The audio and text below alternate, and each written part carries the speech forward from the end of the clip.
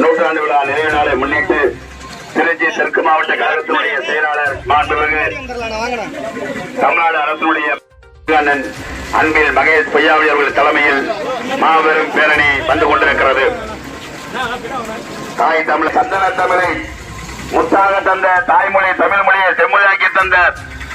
உலக தமிழர்களின் உள்ளத்தில் வாழ்ந்து கொண்டிருக்கக்கூடிய தலைவர்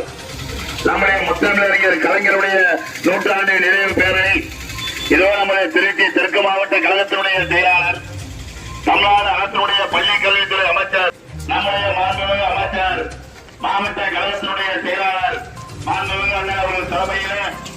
மாநில கழகத்தினுடைய செயலாளரும் செயலாளரும் ஒன்றிய கழக மாவட்ட மாநகர நிர்வாகிகளும் வட்டக்கழக நிர்வாகிகள் அனைவருடைய அமைப்பாளர்கள்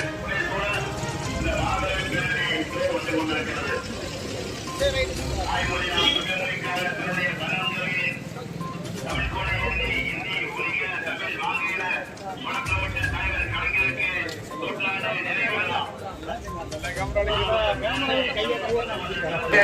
தந்தை பெரியாரின் புகழ்,